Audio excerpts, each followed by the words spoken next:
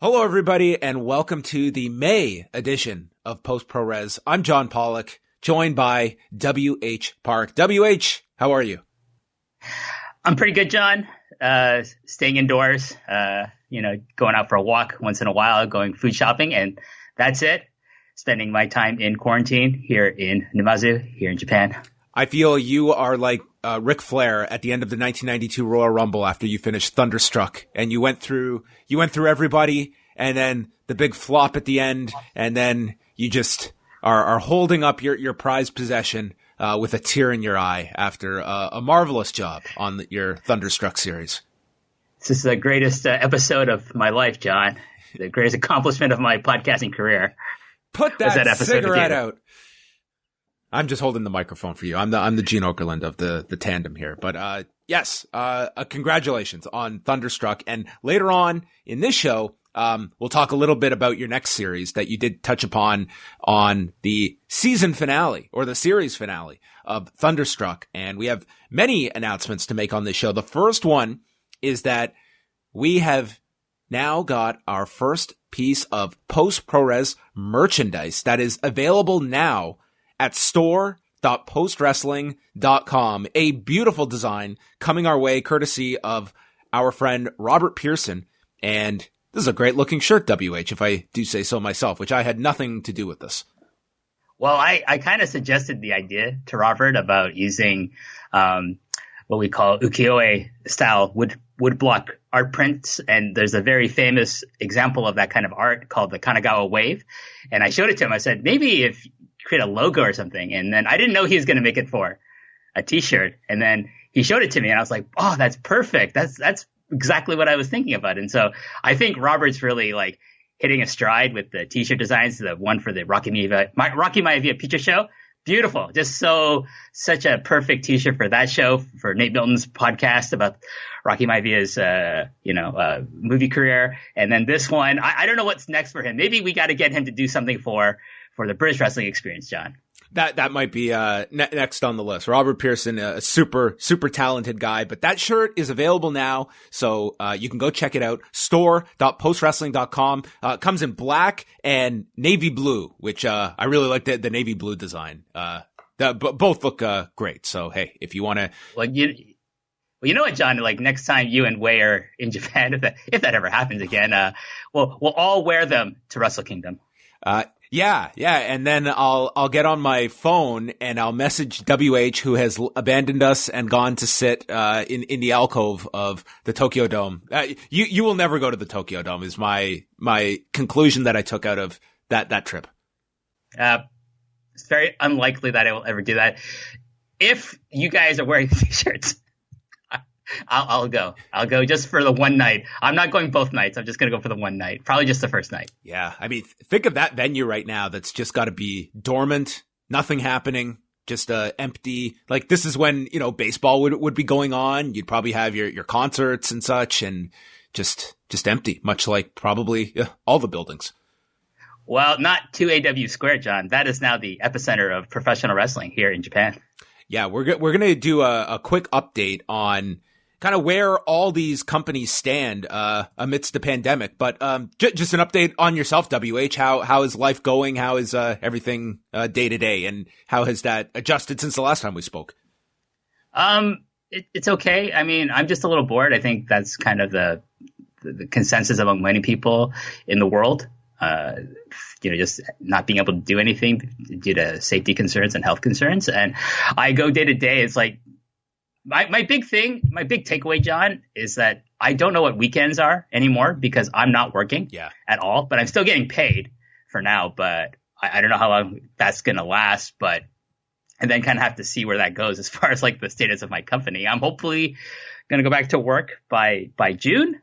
We'll see. If not, then I don't know what the next move is. But as far as that goes, that aside, my day to day is kind of like I wake up, I go for a walk, I get some food, when I go to the convenience store, John, I take into wearing like disposable plastic gloves, and I just spray my hands before I go in, after I come out, and then as soon as I get home, I just wash my hands thoroughly for like 30 seconds, and then I'm like, okay, this is my new reality for for the foreseeable future. And it's just, it can wear a bit on your mind, I feel. But all in all, like, I think I'm doing better than most people, so I can't really complain that much. Yeah, I mean, I'm starting to see it now that the weather is getting much nicer here in Toronto. You're starting to see people that, okay, we've been indoors for the majority of 7 weeks, and you're starting to see a lot more people now out on the streets. So it's, you have that concern, while at the same time, I think it's only natural that people, you have to get outside, you have to be able to do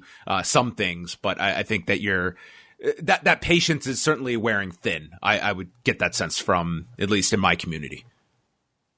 Yeah, definitely. Japan just declared like they're going to extend the state of emergency here. I don't know until when. So a lot of the kind of like the entertainment centers are closed, in terms of, like, say, a lot of restaurants are closed.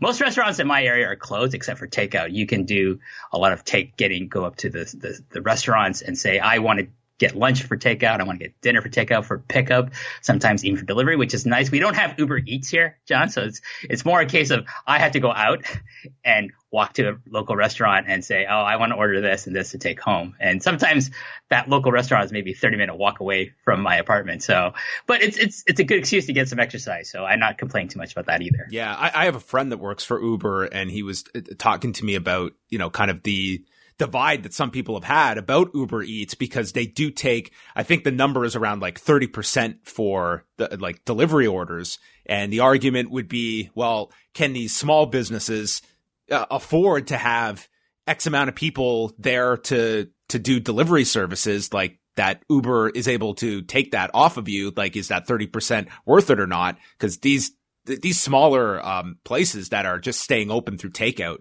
they're struggling as much as anyone, and it feels like Uber Eats is something that it's 30%, but it's kind of necessary, because that is people's like go-to when it comes to getting food now.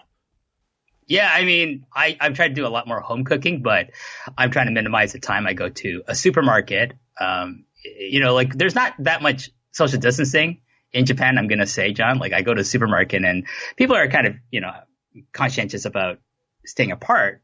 But at the same time, like, there's times when, like, someone's behind me in the line. I'm like, hey, get the fuck away from me. What are you doing? And it's like some old lady. And it's like, especially in that case, I'm like, you got to be more careful, man. Like, this is not a good thing for you to be doing, is being so close to anyone. But it is what it is, John. I'm just surviving. But, I got to say, as far as like keeping track of time, the big thing that helps me keep track of what day it is like your podcast schedule. You and Wei is like, okay, it's my Tuesday, so it's time for Rewind to Raw. It's my Saturday morning, so it's time for Rewind to SmackDown, and then Rewind to Dynamite. So I listen to everything because it's my way of keeping track of what day it is during the week, John. It's we're the unofficial calendar. That's how we can keep everything straight, is just through shows that we're doing.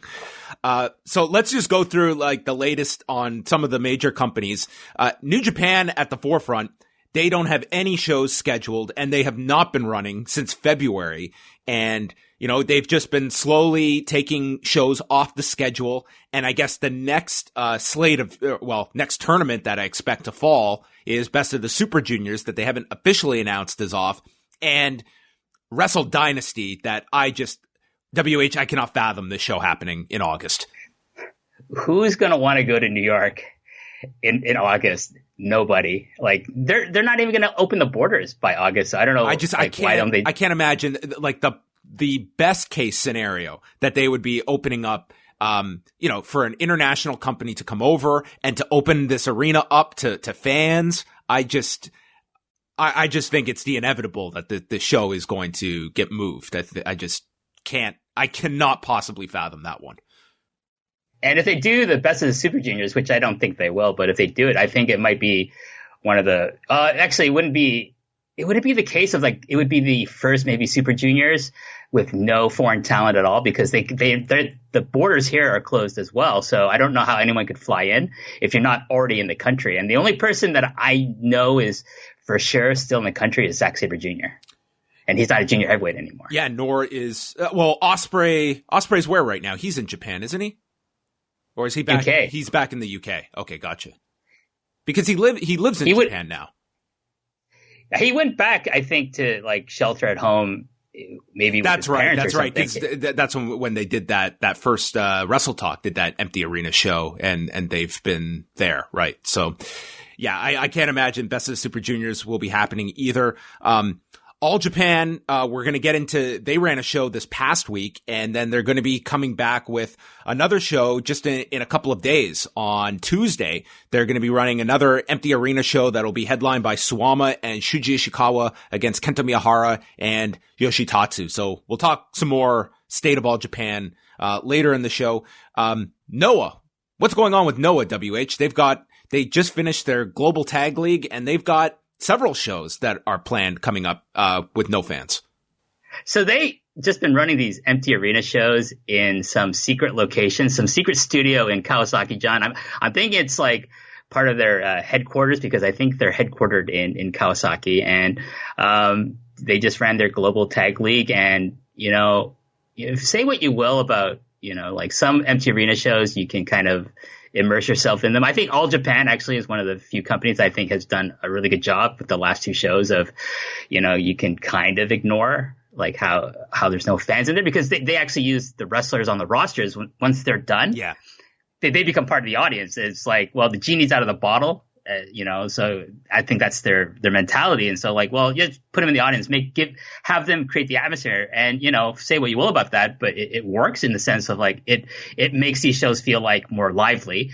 Noah had nothing like that at their Global Tag League, shows. And it was really kind of a stale environment. And if you're going to watch this, I'd recommend just skipping the first 2 days and just go from day 3 on and watch the Axis matches, Go Shiozaki and Katsu Nakajima's team, watch the matches with Marufuji and Mochizuki, who were the tag champs at the time. And surprisingly, and these guys ended up winning the whole tournament, was El Hijo del Dr. Wagner Jr. and Rene Dupree, Atlantic Canada's favorite son, winning the tag team titles, winning the tournament and winning the tag titles. And they were, I didn't have much, hopes of watching them having any expectations of them having good matches, but they were actually a very solid team, John, and I quite enjoyed a lot of their matches. I think one of the things was because I like Dr. Wayne Jr., and Rene Dupree is just kind of like this, like kind of blank canvas, I think. And a lot of the times when he's been working in Japan, he's been given like a heel character. This time in Noah, he's just a wrestler. So he's getting to show off that he's actually a pretty solid wrestler. He's not going to, make wrestler of the year or anything like that, but he's a good hand, and like he can have good matches when he's in a tag team setting, I think, and when he's allowed to just be a wrestler and not have to worry about being a character.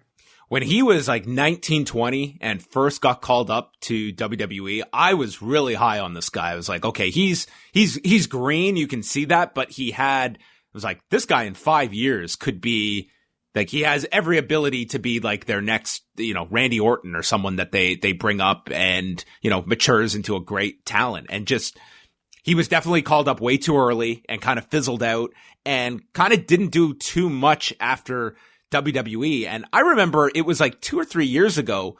Was it not you that I was with at a Smash Wrestling show? And we ended up, we were, maybe it was somebody else I was with, but there's this guy sitting like 3 seats down from us. And he's like this jacked dude. I was like, he's clearly a wrestler, but I'm not recognizing this dude. And then I get a look at him like, it's Rene Dupree, who's just like sitting up here. I don't think I was at that show. I was at the show that had like Sabre and Jack Gallagher on the card. Yeah. Okay, I'm thinking of a different show. But anyway, so how did he look in this tournament? Well, no, he's in physical. His physical condition is like amazing. He looks great. And then he's just wrestling, John. So it's like he doesn't have to do anything stupid like pretend to be a heel, which is really tough to do in Japan. I feel like, especially in like a setting of like Noah or All Japan, where it's like, well, I gotta pretend I'm evil in this setting, when it's like, no, I just want to see you wrestle, dude. That's all I want to see. You can be kind of a bastard, you can kind of be mean, but I don't like when people try to be villainous or like, twirling their mustache type of heels in Japan. Mm-hmm. I don't think it really works. He didn't do any of that stuff, and he looked really good, very solid, and he's teaming with another like legacy wrestler in Dr. Wagner Jr., the third. I call him different names, John. Don't mind me, but Dr. Wagner Jr. is fine. Yeah, I like Dr. Wagner Jr. Like those two really gel really well. I think they're making a point of trying to create like tag team moves, like double team maneuvers and things like that, which is cool to see. And they're part of Sugiura Gun, but they don't feel like they're part of Sugiura Gun because like those guys are all shooters for the most part, and these two are anything but shooters. And I gotta say, Dr. Wagner Jr.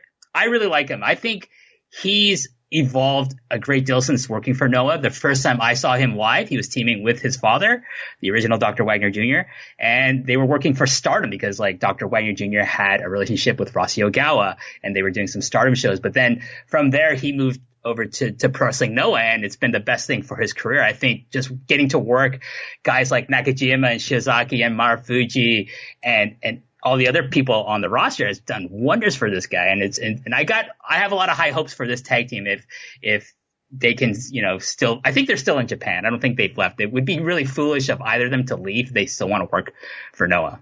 Yeah. So Noah's coming back next weekend. They're running a show on Sunday this weekend. And the next weekend, they're running a fairly big show with, Takeshi Sugiura and Katsuhiko Nakajima for the national title, and then a junior heavyweight tag title with Hayata and Yohei versus Yoshinari Ogawa and Kotaro Suzuki, and another show the following day that's going to have Muta on it, teaming with, Marufuji against Sakuraba and Masaki Mochizuki. Yeah, so former tag champions are on opposite ends of the mat, and these should be good shows. Like, I'll be honest, John, I'm not overly excited about a lot of these shows. Did you get to watch the April 19th show, The Spirit? No, I haven't seen that. Okay, so if you watch this show, it's really weird. Like, it's the weirdest show of this tour because everyone around ringside. Oh, I saw some highlights of it. So yeah, describe what the cameramen are all like dressed up in.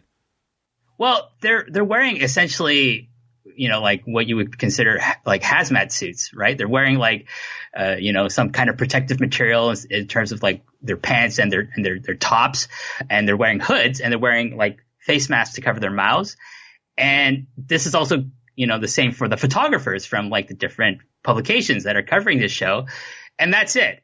Everyone else, like all the ring boys, nothing. The wrestlers, obviously, they're not wearing anything protective. The referee, nothing protective. The ring announcer and the timekeeper, nothing. And it's just weird. It's like, well, if you care about all these other people, you should care about these. And if you're going to these measures to protect these people, maybe you shouldn't have these shows. And I have this kind of dilemma with myself, John. It's like, I don't want these shows to happen, to be honest with you. But, I'll watch it, because like, to do this show with you, I have to, watch stuff.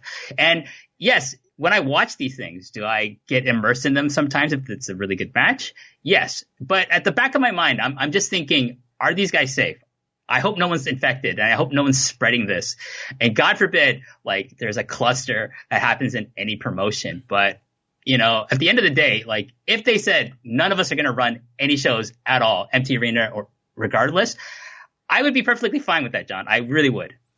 Yeah, and and we're really entering that stage now because it's at a point where, so many companies, and this goes beyond wrestling for sure, it now becomes this, like, this argument. It's science versus economic decisions that you have to make, where it's choosing what is going to be less harmful to you. You are either putting yourselves into a risk for your health, or you're damaging yourself financially. And that's kind of where a lot of these companies are. And that's why, there's others that I think can certainly withstand this more, but we're also, like, we'll get into Big Japan in a minute here, companies that like literally it's hand to mouth at this point and are trying to run in any form that they can.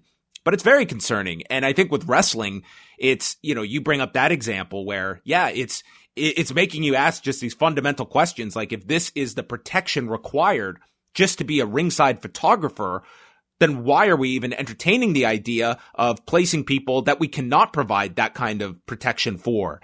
It's like when I would see on any wrestling show, and instead of, they do like the elbow bump, and it's like, okay, I understand, like, they're conforming here to, what the societal norms are right now. Instead of handshakes, it's like, okay, we'll bump elbows. But this is seconds before I'm watching a professional wrestling match. And it just makes you question, like, okay, we're in a society where we are removing ourselves from shaking hands because of the risk factor. And I'm watching professional wrestling matches. So it's, to me, it's very hard to just separate the two and watch these shows in a vacuum and not just ask those questions. You hope that thus far there have not been any cases of pro wrestlers getting the virus, but it doesn't mean that concerns can be completely alleviated when you're hearing from all of these scientific experts that are giving you like some pretty clear-cut guidelines. I think statistically, if they keep running shows, like, it's going to catch up to them. That's just my, grim forecast about that situation, John. It's certainly the concern as these continue. Dragon Gate, they last ran, I believe it was April 4th in Kobe, and they've canceled all their shows through the end of May. So they've been pretty quiet during this period. I think Dragon Gate is one of those companies where they're using their streaming service like really well, because they're just uploading like archive footage from like their early history that has never been presented in HD, John. And like, I know online, a lot of people are like, oh my God, these 2001 shows that have, used to be on, Gara on, the Dragon Gate TV show on Gara, that they've never been on HD. I've only seen them on like, on VHS or, DVD, burned DVD copies. Now they're on HD, like, and that's, I think, driving a lot of maybe new subscriptions. And I think they're a company that's been relying on using their streaming service to really like bolster their finances in these times. And it's really smart because they're giving people what they want, which is like, okay, like old content you've never seen in this format and at this quality. And like, I know like people from the Open the Voice Gate podcast, Mike Spears and Case Lowe were saying to me, like, I like WH, if you've never seen this stuff, I know, like, cause they know I'm a fan of, Dragon Gate from that era. Like, you should watch it. Like, this is better than anything you've ever received in the mail. And I'm like, okay. So like, I'm already subscribed to Dragon Gate. So like, I'm going back to watch these things, and like, I haven't watched the full show, but like just snippets. I'm like, my God, this is really good. So Dragon Gate will be okay for the foreseeable future, but I do think they're probably going to do an empty arena show again at some point, just for new content to put on their streaming service. Stardom, they had announced prior that they had canceled their shows up until May the 6th, coming up this week. And they've been doing a lot of like different style of programming. This past week, they did a cooking segment with Hana Kimura. Today, you can do aerobics class at home with Jungle Kiona. It's tremendous. Like, and they're a company that I was really surprised that they were still running shows up until when they did, because they're owned by Bushiroad, and Bushiroad pretty much like put the kibosh on any New Japan events back in February. And it's just like, okay, well, why don't they do that with Stardom? And they finally did it. And I think, the appeal of Stardom is that they're what we call idol wrestlers. So, the fans are interested in, maybe seeing more, their daily life and like seeing the talents being treated like safely and being at home. So I think, it's good content for, whether it's their YouTube page or Stardom World, that these are things that most companies should be doing. It's like, okay, you can't have them wrestle. You shouldn't have them wrestle. Have them do things where it's going to draw fans in. And a lot of fans are invested in these wrestlers as people, whether it's, Joshi wrestlers or male wrestlers. Big Japan is not in a great way at the moment. They have been running quite a lot of shows during this whole pandemic, and they have recently suspended their shows, and they have now set up a crowdfunding site where they're attempting to raise 10 million yen. And so far they have raised over 3.3 million yen, which translates to almost $19,000 US. And this is a site as well, from my understanding, you have to have a physical address in Japan in order to donate to this. So this is coming from Japanese residents as well. What's the state of Big Japan at this point, WH? And are you surprised that they have found this level of support just in the first 48 or so hours since they launched this crowdfunding site? And other smaller companies maybe going this direction of going to fans for financial support. Big Japan, they're on their last legs, to be quite honest with you. And I don't like to say that they're not my favorite company by any stretch of the imagination, but I do like the wrestlers that work there for the most part. And I've been to their shows. And one thing I will say, like, you know, when I talk about going to these live events for Big Japan, like there's a really great atmosphere created by the wrestlers amongst themselves and between them and their hardcore fans who go to all their shows. And it'd be a shame for that to go away. But they were running shows like with people, John, like after everyone else has stopped. And I think it created a lot of ill will towards them. And like, I know like on Japanese wrestling Twitter, like Japanese fans were like, you know, would see tweets from either the official, you know, Twitter page of Big Japan or from different talents tweeting about, oh, we're going to this city. And people were like, why are you going to this city? Why are you having shows with fans? And like, I think like the big, you know, backlash came from when they were tweeting about going to Hokkaido, which is one of the highest infection, you know, sites in Japan for the coronavirus. And like people were just like apparently really upset about all this. And yeah, so like I think that created this backlash where maybe people were not interested in supporting them, whether buying merchandise online and things like that. And as far as the crowdfunding campaign, I'm surprised and I'm not surprised, John. Like at the same time, it's like I think there was a bit of a backlash towards them, but you know, at the same time, like their fans are super passionate, but like, I don't think, like, how long is that going to last? Like, say they raise, like, the equivalent of, like, $30,000 US, okay, in Japanese yen. Say they raise that much. How long is that going to last them? Till they have to do another crowdfunding source? Because I don't see wrestling coming back in Japan anytime soon, John. I really don't. And then what? I feel like if you want to support them, please do so. Like, am I going to? I'm going to say, no, I'm not. Because, like, I think it's a drop in the ocean. It's like dropping like a glass of water into the ocean. It's not going to make any difference in the long run. Like unless, you know, Japan opens up again, Big Japan is probably not going to survive till the end of the summer. It's not. And I'm sad to say that, but that is what it is. It's the reality that you are going to see companies that are going to be either significantly crippled or outright, you know, ended in this period. That, I mean, the next step becomes as well, like, and you wonder, like, would there ever be a trickle down effect to the level of a Big Japan? But things like government subsidies for sports and entertainment outlets and where that falls under the priorities of a government when it comes to rebuilding an entire economy, and multiply that by every country out there that is going to be asked for similar help that, you know, we're seeing everywhere at the moment. There are going to be companies that I feel it's going to be hard to come back from this. Just ending off here, DDT, they canceled their big Peter Pan event. They were running a show this weekend. And then 01, they've got a show listed, actually for today, on Sunday, with Kohei Sato versus, Chris Weiss. And that's kind of the roundup of, shows. But that's kind of the state of things, WH. As you look into your crystal ball, what do you see the summer looking like for, when it comes to Japanese wrestling? I think it's the same. I think you're going to see these like mid-level companies like Noah and All Japan and DDT. And eventually I think Dragon Gate's going to come back. They're going to be running shows like in these empty arenas. Like DDT is doing this idea of a weekly TV show, like, you know, just to provide content for their streaming service. And I think to fulfill some of their television contracts as well. But I think we're going to see a show at Korakuen Hall anytime soon? No, I don't think we're going to see shows until next year, honestly, John. Like I'm having a very fatalistic approach to this, maybe very pessimistic.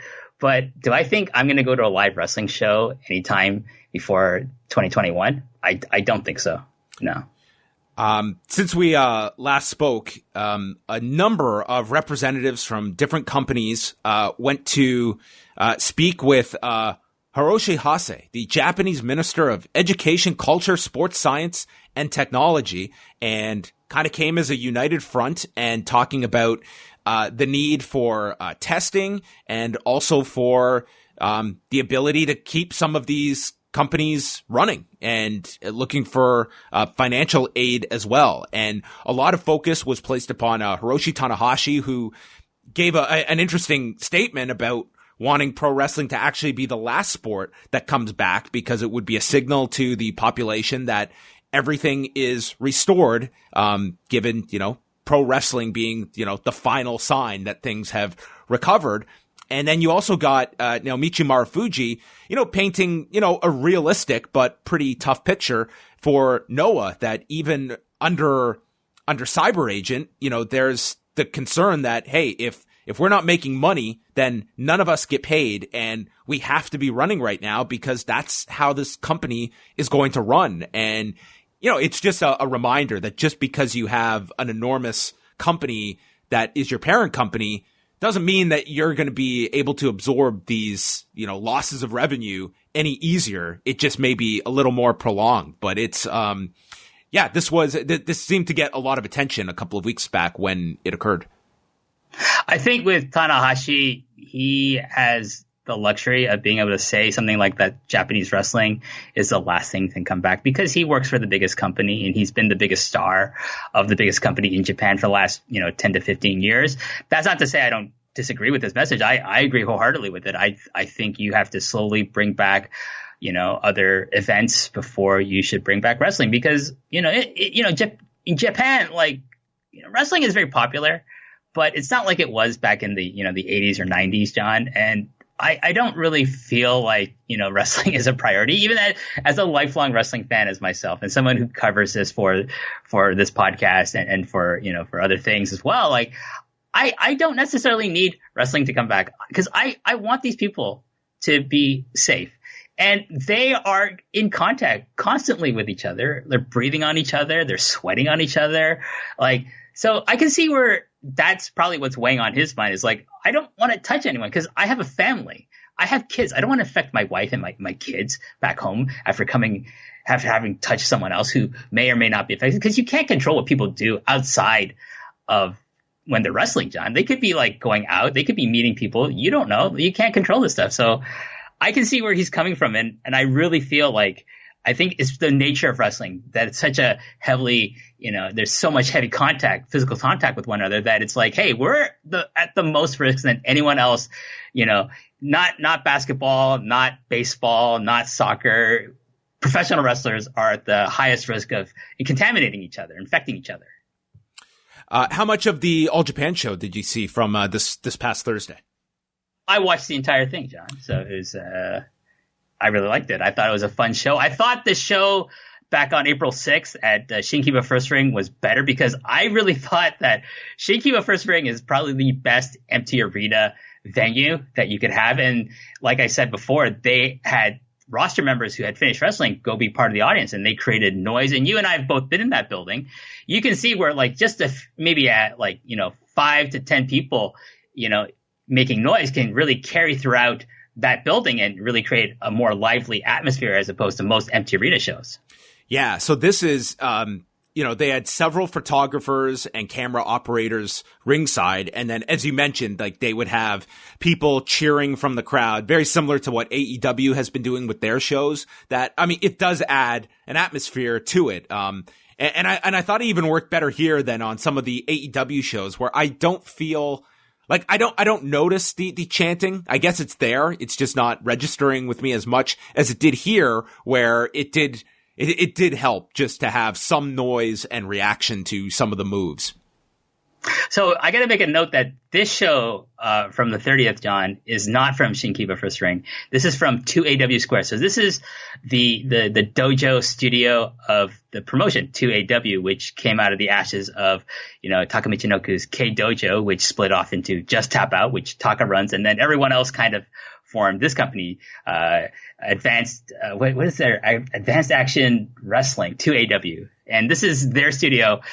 Usually it looks better than this. I was really surprised at how shoddy it looked, but I guess they were in the midst of, using it between promotions, because a lot of other promotions have been using this place to shoot their shows, because I think they can shoot shows there. I don't think Shinkiba is allowing wrestling to go on in their building anymore. But, 2AW is like, we own this building. We can do whatever we want. If you want to use it, maybe that's how they're making money in these times, John, that they're just renting out their building to their partner promotions like All Japan and some other people as well. So, hey, people got to make a buck any way they can. And this is as good a way as any. I thought the show was really good in terms of like the length of it. It was like clocked in at about 2.5 hours. Most of the undercard, John, like most of the matches are under like 10 minutes, except for the Evolution versus Dan Tamura and Yoshitatsu match that went about 13. And then that turned into an impromptu singles match between Yoshitatsu and Suwama, which ended in 3 minutes by DQ. I think that's perfect. Have the undercard finish in under 40 minutes. That's perfect. And then just, give time to whatever, if you have a title match or a significant match in the semi-main event, and then give the time to your main event if anything. And, the semi-main on this was the debut of Wrestle One's Shotaro Ashino and, his tag team partner Yusuke Kodama, who are both in this faction called Les Enfants Terribles, which is like the heel group in Wrestle One. And they're bringing in another person.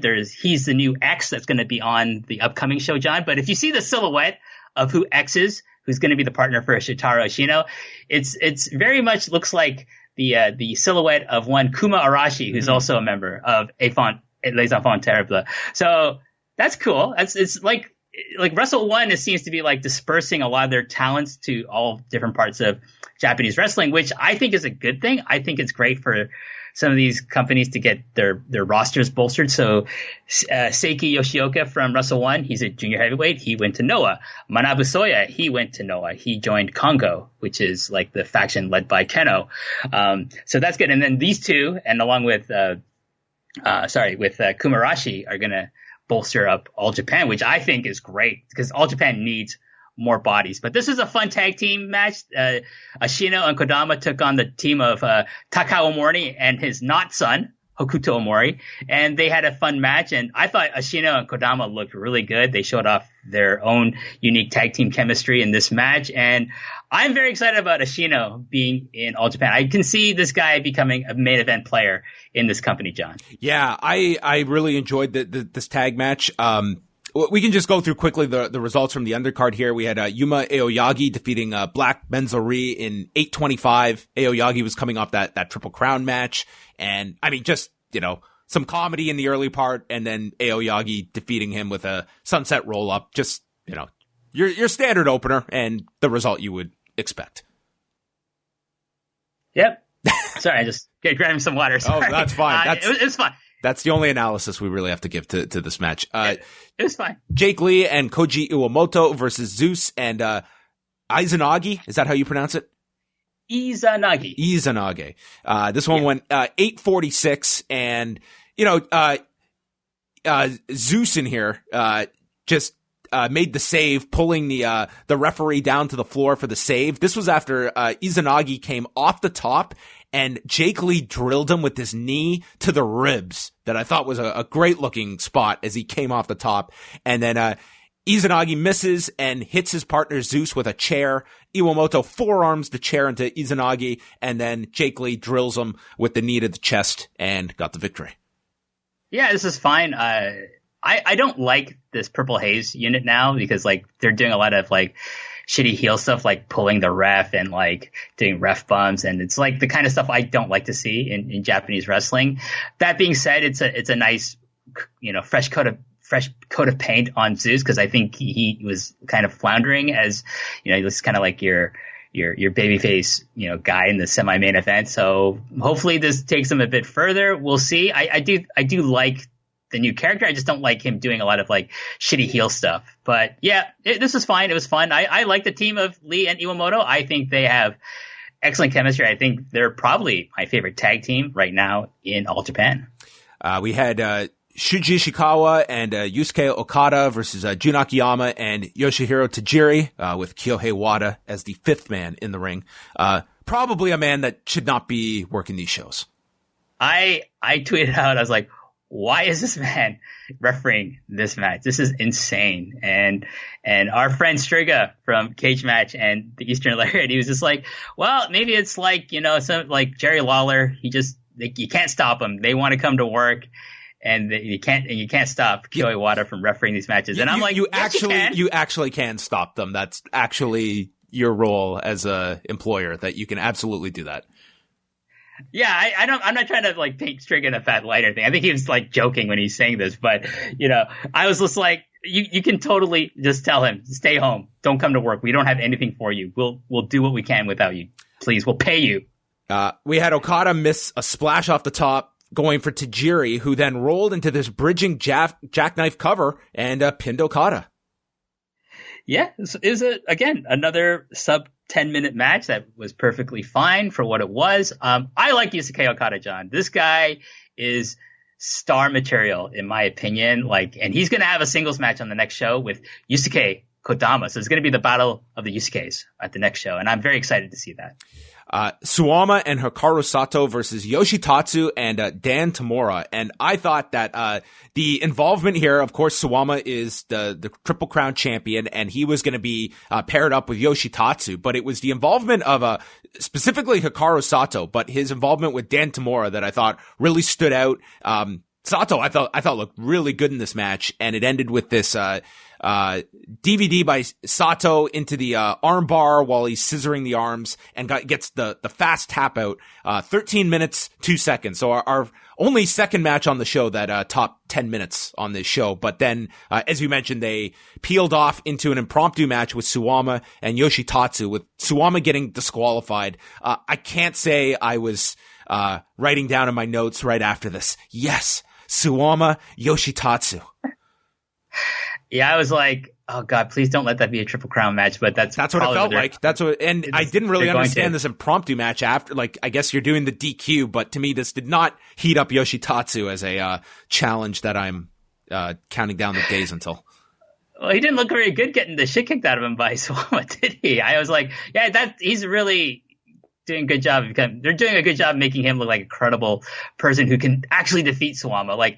I never thought he could defeat Kento Miyahara, let alone a guy who's definitely, much bigger and stronger than he is. But yeah, we'll see. I mean, hey, Miyahara worked a miracle and got something good out of Yoshitatsu in their Triple Crown match. So maybe, possibly, Suwama can do the same. I'm not holding my breath though, John. No, and we'll go over their next card here, but he's going to be involved with Suwama in the main event of the next show in a tag situation. Takeo Omori and Okuto Omori versus Shotaro Ishino. Hokuto. I'm so sorry. Yes. Shotaro Ishino and Yusuke Kodama. I really enjoyed this match a lot. To me, describe the younger Omori to everybody, because this dude, first of all, the mullet on this kid.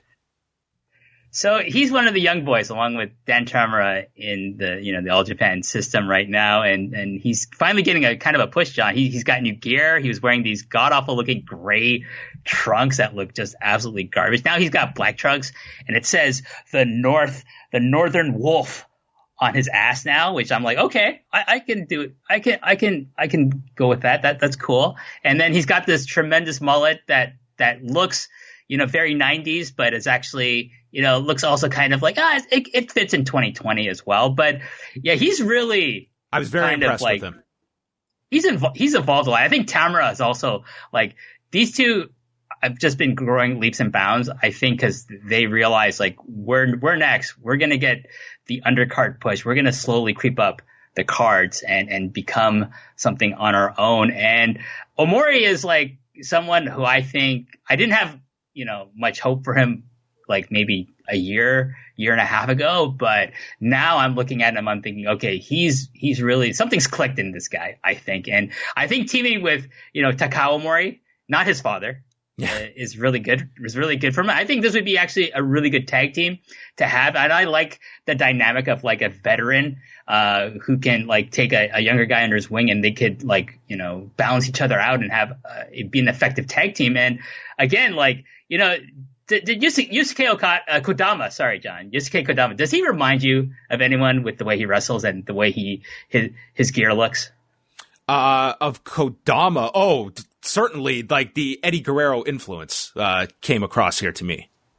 Yes, definitely. This guy's like totally influenced by Eddie Guerrero. If you watch any of his matches in Wrestle 1, you'll be like, even more so than like when Ryusuke Taguchi was doing all the Eddie Guerrero stuff. Yeah, Kodama is totally an Eddie Guerrero like fan, and it shows through his wrestling. He's really good. He started off with in Tajiri's Smash promotion, not the one in Toronto, but the one in Japan.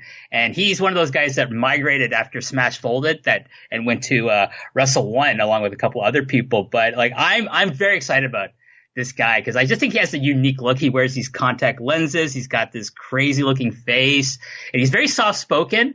And I just think it works for me. The whole package with Kodama is like something I'm really excited to see in All Japan, whether it's in a tag team with Ashino or if he's going to go into the juniors, which I think he is. Yeah. Ashino really shined in here. Hokuto just bumping around for him. He got just mangled into the stretch muffler. That was a great sequence, giving him the giant swing.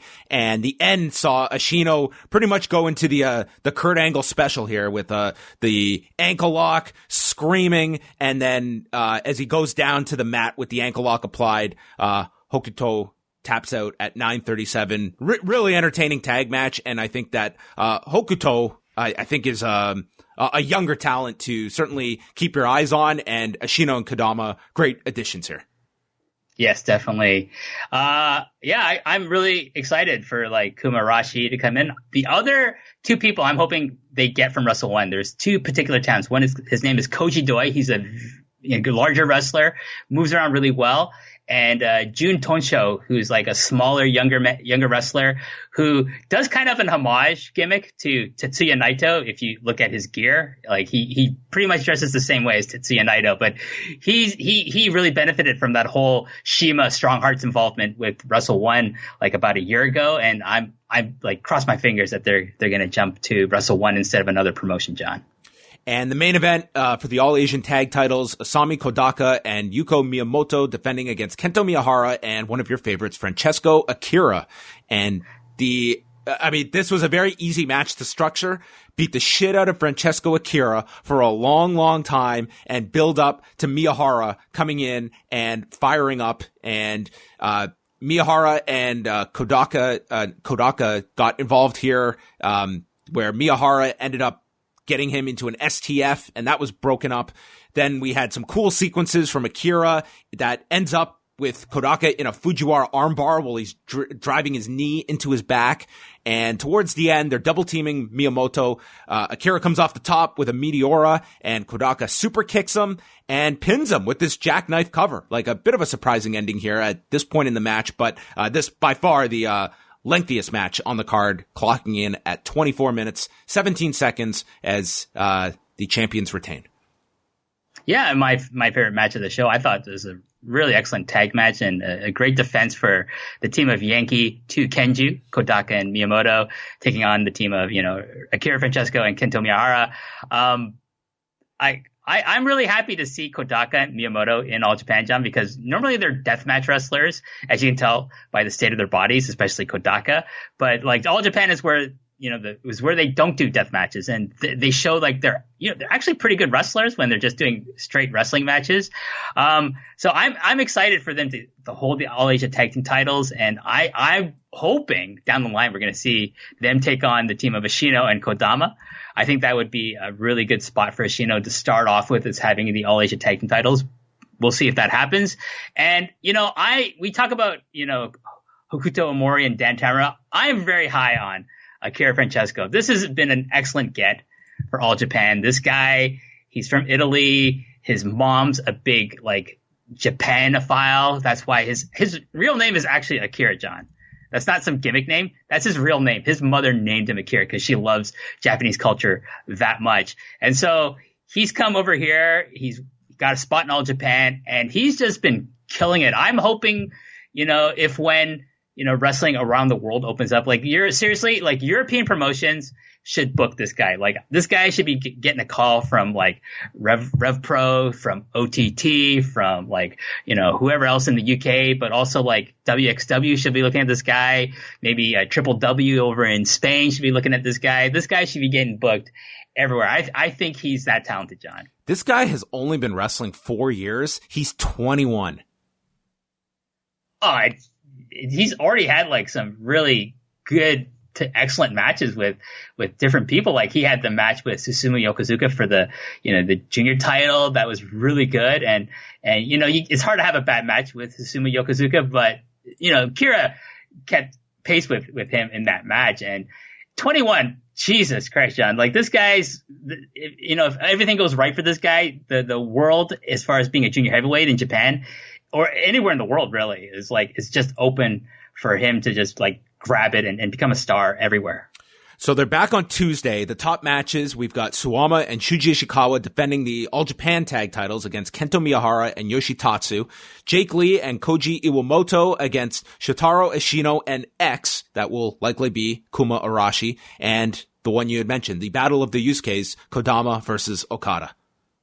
Yeah, this should be a fun show. I'm assuming it's going to be back at 2AW Square in Chiba. I'll watch it and, probably, we have, if it's not too late, when we next do a podcast, John, maybe we'll talk a little bit about this show if it's eventful. I'm looking forward to it. I like I said, if All Japan said this is our last show for a while, I'm okay with that, but it's happening. Nothing I can do to stop it. So I'm going to watch it and try to enjoy it as best as I can. Before we wrap up this month's show, we also want to go back because recently the Great Sasuke documentary that came out several years ago was made available. This was a film produced by Mikiko Sasaki, who I know that Chris Charlton interviewed once on a former Japanese audio wrestling show. Yeah, I can't remember that episode, but like it's ringing something in my memory there, John. Had you watched this before? No, I just never got around to it because I think it's kind of like ties in with what we're going to talk about as far as this documentary goes. It's like he kind of fell off my radar for the most part, John. By the time I got to Japan, like my biggest exposure to Sasuke since 2011, since by the time I moved here, was seeing him walking down like the streets of Sudabashi, which is where the Tokyo Dome is, with two aides wearing a suit and his mask. Because I think he was going to the Japanese Diet Building, which is the government, the federal government. I think he was going to a prefectural assembly meeting or something. He was doing some kind of business in Japan. But it was just funny. It's like, that's him. Like I was with Chris Charlton and we were like, is that the Great Sasuke? It's like, yeah.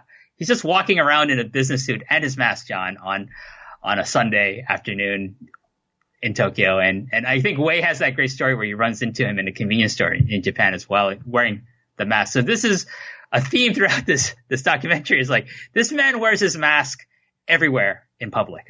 Yeah, it's kind of like, I don't even know what the equivalent would be here in North America, but for lack of a better comparison, like it's not all that different from like Jim Ross that will travel wearing his cowboy hat. And it just is so identifiable with him that it's almost like this spotlight that you're walking around with that people are going to recognize you. And I think with Great Sasuke, like this is a man that has you could argue unhealthy obsession with this industry. This is his entire life.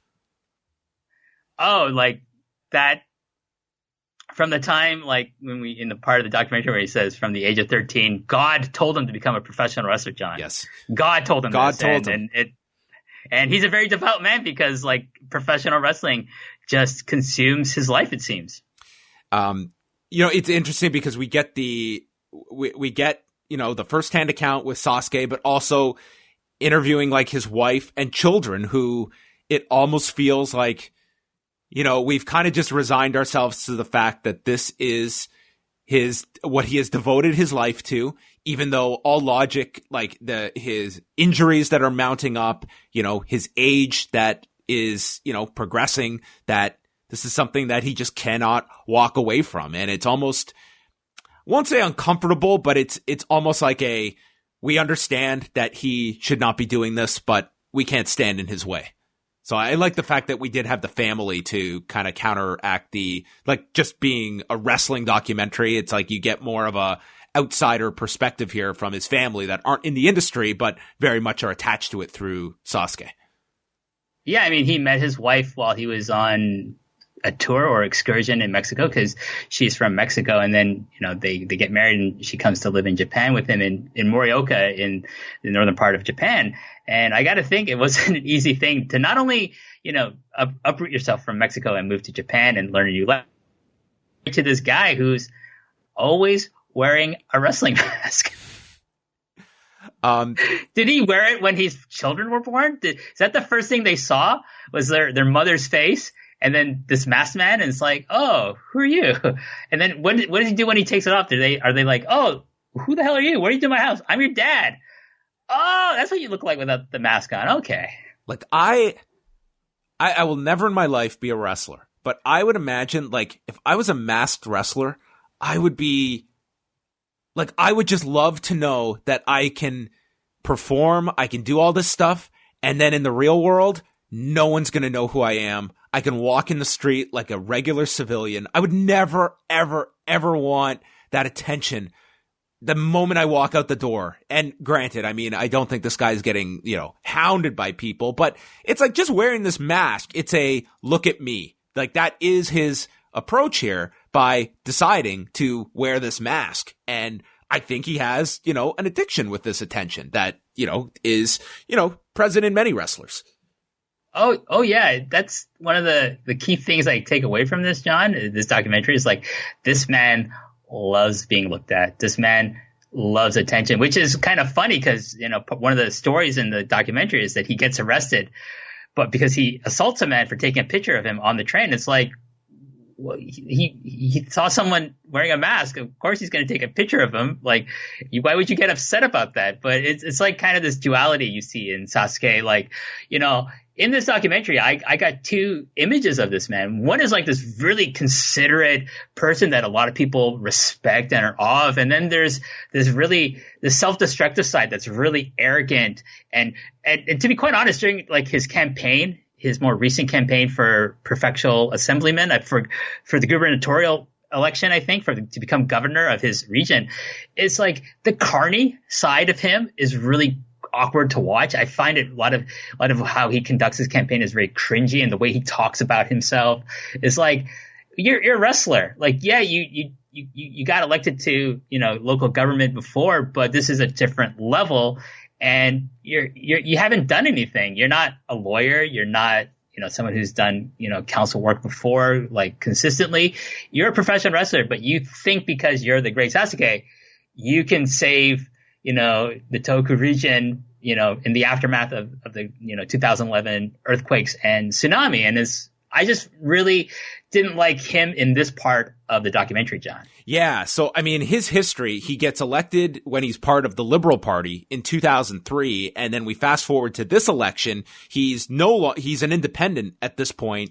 And you really get the sense that without the backing of that party, he feels like a fringe candidate. And as they're interviewing, like, I will say this about the portrayal. This is hardly a hero worship piece on Great Sasuke. Like, they show him in some very unappealing circumstances and not always in a positive light, and speaking to different Japanese citizens, like where in the prefecture where he's running, that they just feel he's not appropriate, that they don't really take him seriously as a candidate. And the ones that do are because they're big fans of his from their childhood or just familiar with his wrestling. But yeah, once the polls are coming out and things are not looking good for him, his idea is that he needs to like spice things up. He needs to get into a big convertible and just like play, the big superstar candidate and have a big ego about his, like, just becoming like a total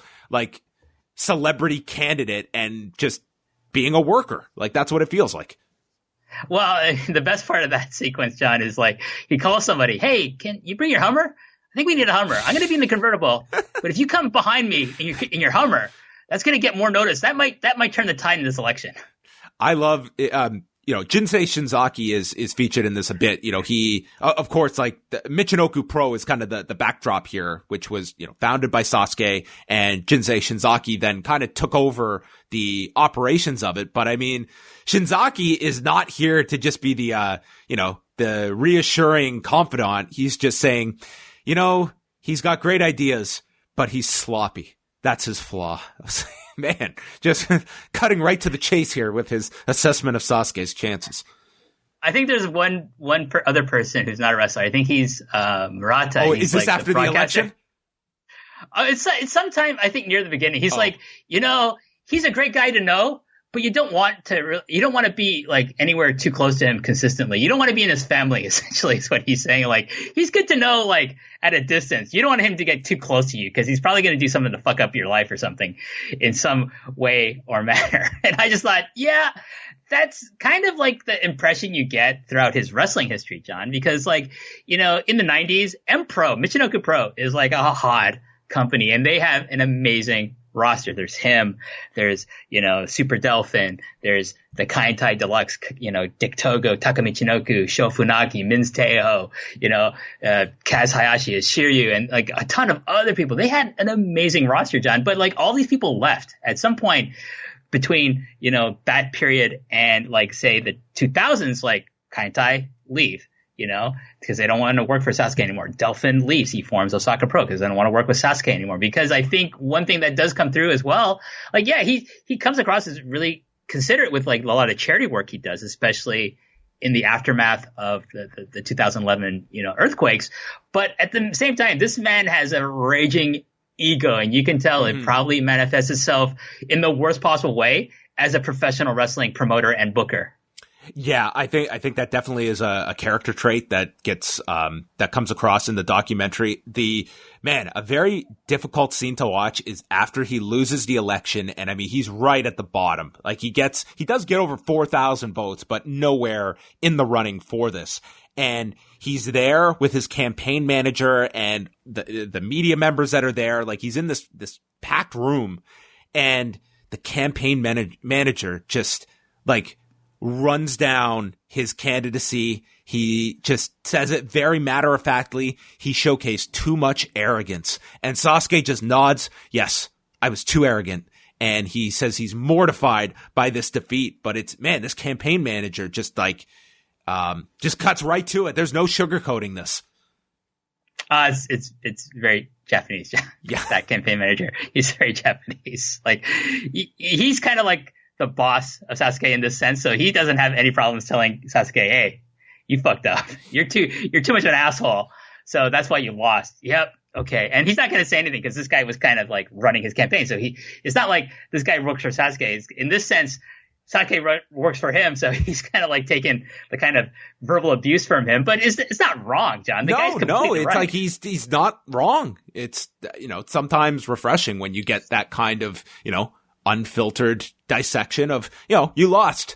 Let's not sugarcoat this. There's not a whole lot of positive to take from this. And why was this a failure? Because that's what this was. He finished like at the bottom of these candidates. But some of the positive things I took away from this was like just his wrestling matches. Like I thought the build to his 20th anniversary match where he's challenging at the time, Keno, who's now in Pro Wrestling Noah. He's the Toku, junior heavyweight champion, and Sasuke is going to challenge him one last time for that title. I thought the build up and showing of that match in the documentary was really well done. I thought the stuff where they're going to wrestle in the elementary school for all these kids and for their families was really nice to see as well. So like there's that side to him. I don't want to, I want to try to be balanced and say like there's a lot of positive portrayals of Sasuke that I think makes him look good as well. I completely agree with you. Like this is not, you don't come out of this and have like a disdain for Sasuke, but I think you get to see the good and the bad. And sometimes, a guy that I would classify it as like an addiction to pro wrestling, but also someone that, you get to see him, on the phone with ticket buyers, and he like goes door to door to deliver tickets to fans. Like he certainly does have this connection with his fans that he makes a lot of time for, as long as you don't sneak a photo of him on the subway. And, especially that rings true at the end here, that you leave this on, a pretty, I won't say a high note, but it is more so all of his philosophy towards pro wrestling is, giving joy to those people that watch him. And that's really exemplified where he goes to Hirota Elementary School, which is in a city where 7% of the population either died or went missing after the 2011 earthquake and tsunami. And they put on a show for them. And you get this surreal moment where Sasuke is training or getting ready for his match, and one of the children that is there points out his scars, and he's explaining what happened with a fluorescent light tube spot, and the kids are just in awe of this man. And he says, "I was reminded the ring is where I belong. This is my life," and he's going to dedicate his life to this prefecture and his country. He will not run for office ever again. Yeah, and that's just encapsulates this man to me, is like him explaining, yeah, I got stabbed with a fluorescent light tube there. I got all these scars. He's like posing for them. They're all like and I think this is the part where he's most alive. It's like, I'm a hero. These kids think I'm cool. Like, oh my God, this is, yeah. I think that's like, this, I don't think it's like a light bulb went over his head. I just think the switch kind of turned back on after a while for him. A fluorescent light tube went off. Yes. That's right. Exactly. I like, when he's in the ring and, when he's doing something that's not about him necessarily. It's about, doing something nice for these kids and their families. And I'm glad it ends off with that. And also, like, we got to talk about, it actually ends off with them holding a wrestling event in a shopping mall, John. Yeah. And it's packed. It is packed for the show. And again, it's like, that is something that I think a lot, when we look at wrestlers, and especially ones that try to get out of wrestling, that you see scenes like this where they are treated like heroes inside of this ring. And then outside of this world, here's a guy that is struggling so much to be relevant in some other line of work that, sometimes it's having those conflicting environments that, you wonder why people continue to wrestle and put themselves in this situation where they are worshipped. And that's kind of how you see like what this guy puts himself through. It's for moments like this where, hey, I'm in a shopping mall and everyone's got their eyes on me for 15 minutes. Can I ask you, John, did you notice near the beginning of this documentary, like he's coming out to the ring and he's doing kind of a Black Swan gimmick? Yes. I imagine he's a big fan of like the works of director Darren Aronofsky, because like he was doing a Randy the Ram like gimmick at some point in his career as well after The Wrestler came out, where he was like doing the ramjet stuff. He did that move at the Tokyo Dome during Liger's retirement match on the first night. Maybe he should have been the one to win the ROH title instead of Jerry Lynn that year. I totally think that's what should have happened. But like, I'm just hoping he never does a wrestling gimmick based on Requiem for a Dream. That's just like, I just skip that, skip Mother. You don't want to make a wrestling character out of that movie either. Just go to like maybe the Russell Crowe Noah's Ark movie that Aronofsky did, and just build a character around that as your next, maybe he can do that at Joey Janela's Spring Break 2022, John.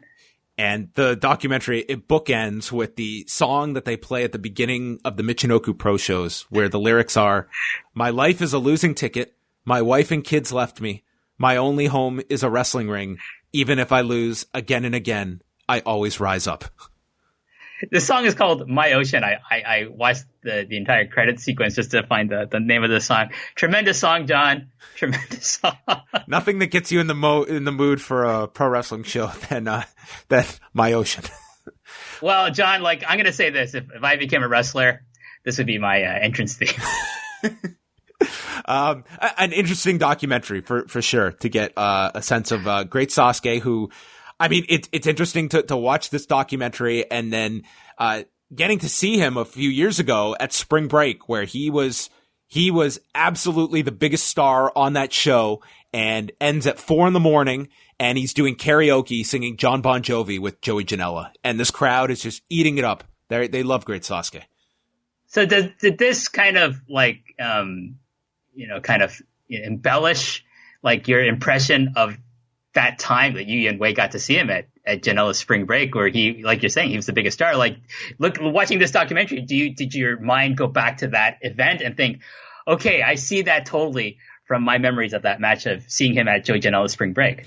It certainly made me realize that as much as the audience there was, certainly to see Great Sasuke live is, a big deal for people that had grown up watching him. But at the end of this, I realized it was a way bigger deal for Great Sasuke than probably anyone in the crowd. That was just fuel for this guy. And also making it perfectly understandable why this guy at the Tokyo Dome said, you know what, tonight I'm doing a swanton onto the edge of the apron that the camera will miss. Exactly. It all made sense.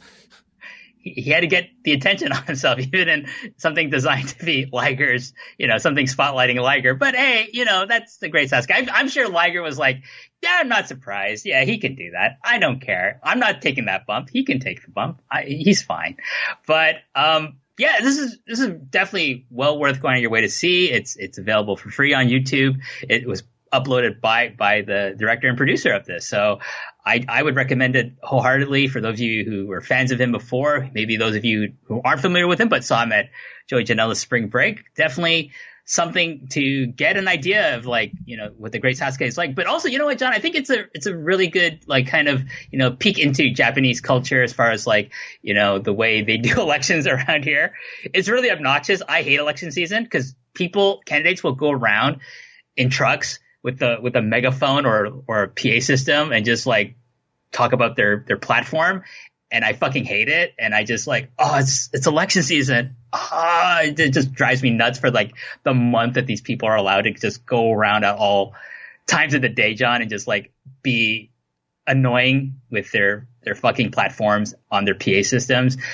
But yeah, it's an interesting look at Japanese culture in some ways as well. Yeah, it's only 70 minutes. It's a very, especially if you're familiar with Great Sasuke, I think it's a very interesting insight into him. So yeah, as WH mentioned, you can find it easily on YouTube. And that's going to bring an end to this month's edition of the show. But we have a few announcements to make here at the end of the show. The first being, I teased it earlier this week, the first ever POST Puroresu contest, which we are going to be running over the next month. And WH, we are seeking a theme song. Yes. I'm very jealous of, like, the different theme songs you and Wei have. And I'm just like, I want a theme song. So I messaged you and Wei and I said, what do you guys think about maybe having a contest? And you were like, okay, yeah, let's just wait a while. Cause I asked you kind of like soon after you guys got the Rewind a Dynamite theme song. So I was like, yeah, definitely. We could give it some time and let it breathe. Okay. So we're doing that now. And I want, I want something that's, like, captures the spirit of the show. And that's catchy. And please don't do anything with flutes or wind chimes. I'm not really looking for that because that's kind of racist. So don't do that, please. Don't do WCW 1990s Japanese themes or WWF 1990s Japanese themes. That's not what I'm looking for. Do something that captures the spirit. If you want to make it sound something like J-Rock or J-Pop, that's fine. But, like, do something like people who are going to participate. Just do something that you feel is going to capture how you feel about the show. It's the best thing I can say. So what we're going to do, I'm going to put a thread up at forum.postwrestling.com and we'll run the contest over the next month. I would suggest, try and keep it to, I would say 45 seconds or less, because this is going to start off the show, each month. So we don't need like a 6-minute ballad or anything like that. So, keep it short and we'll go through the submissions next month, providing that there are submissions out there. So we're looking forward to hearing from everybody. Don't be too conscientious about, we don't need, master quality or anything out that. Take your best chance. And we look forward to listening to all the submissions. I'm hoping for a 45-second version of, like, something akin to My Ocean, John. Everything is out there. If you want to strap on the ukulele, then go for it. Maybe Wei will make a submission with his ukulele that you can see in his background on the Cafe Hangout. I might have mentioned this to our good friend Braden Harrington, John. He might be getting out his beat machine to maybe submit something, but we need, like that'd be cool. I would love to hear something from Braden. I think he's very talented as far as the beats go, and everything else he does, of course, as well. So that we will have a winner. We'll go through the submissions on next month's show as well next month. I don't know how much wrestling will be happening over the next month. I'm sure there will be stuff to talk about. But one thing I want to talk about on our next show, it will mark 20 years since the formation of Pro Wrestling Noah and the mass exodus of talent led by Mitsuharu Misawa from All Japan over to forming Noah, and what went into that, the fallout of how long this was in the works after Baba passed away, and how the television network came into the equation as well. There's a lot that we can dive into next month, talking about how Noah formed in the spring of 2000. Yeah, and maybe like we can give our, top 3 Noah matches of the Misawa era, John, like just like from its formation to up until the passing of Misawa. Like, I think that might be a good thing as well. Just like, these are the 3 essential matches of Pro Wrestling Noah that you should watch. For sure. Yes, that looks, that's a great idea for next month's show. And the final thing, for those that did not catch the final Thunderstruck, you're missing out, but WH, your next series, you teased it on the last show. Can you just let us know about what you're going to be documenting next here at Post Wrestling? So I'm going to do a monthly series, John. Once a month, I'm going to look at the era of All Japan Pro Wrestling during the 1990s, the 4 pillars era, if you will. And I'm going to look at, kind of do profile pieces and look at doing match reviews. I'm going to have guest hosts who are going to pick the matches, a similar format to like what we did with Thunderstruck. But like, it's not just going to be about match reviews, John. Like the first episode. So I'm scheduled to record it this month with a video essayist by the name of Joseph Monticello, who does these excellent video essays on YouTube. Check his channel out. And he does a sub channel about All Japan Pro Wrestling of this era too, called Walking the King's Road. And my show is going to be called The Long and Winding Royal Road, because the Royal Road is the name of the style. Like, strong style is synonymous with the style of New Japan Pro Wrestling. Royal Road, King's Road, is synonymous with All Japan Pro Wrestling of the Baba era of, Jumbo Tsuruta, Genichiro Tenryu, Stan Hansen, Misawa, Kobashi, Kawada, Taue, Dr. Death Steve Williams, Terry Bam Bam Gordy, the Can-Am Express, and all these other multitude of, incredibly talented wrestlers. This is my favorite era of professional wrestling, John. 1990s All Japan and 1990s New Japan Junior Heavyweight Wrestling. These are the things that stick with me, that make me happy, that if I ran a wrestling promotion, that's a wrestling promotion that I would run. And so we're going to do that monthly. Every month, we're going to look at some aspect of All Japan of this era. The first episode is going to be about the formation of the Triple Crown, the kind of the key piece of, a lot of these great matches is like battles over, who's going to become the Triple Crown champion. So we're going to look at the matches that formed the Triple Crown, like the history behind the formation, why Baba decided to take these 3 titles and create one title, and just like talk about the greatness of one Jumbo Tsuruta as well, who doesn't factor in too heavily into like the series going forward necessarily. But like, you got to give some love to Jumbo Tsuruta in this series, John. Yeah, I'm really looking forward to this series because it's such an influential period in the industry and among fans that, as well, all the matches are out there, but I'm looking forward to this series where you can really shine a light on certain points that are great to direct people to, because, that glory period of All Japan, it doesn't have that one central hub that you can go to that, All Japan can provide you just because of the rights issues with that. But I mean, the matches are out there, and this show can serve as a great guide of how to navigate what's out there. Yeah, and one of my things is like, I don't just want to talk about matches. Like I said, I want to have episodes where I just talk about, Misawa. Mm-hmm. I just want to talk about Kawada. I want to talk about Stan Hansen. I already have like my ideas of who I want to have as guests for these shows as well. Like, if I can finagle it, I want to, get definitely get our good friend Dan Francesco on for one of these shows, because like he knows so much about this era as well. But I'm looking at like past guests of both, Cruel Summer and Thunderstruck to come back to this show. I'm also looking at new people, like for example Joseph Monticello, who I think is going to be a great guest on the first episode. And yeah, like I'm really excited. Like. And I'm not going to overextend myself. And the thing about this, John, it's a monthly show. This thing could last forever. Well, WH, you have a lifetime contract. You're aware of that. Yeah, I'm trying to get out of it, but yeah, I'm aware of that, John.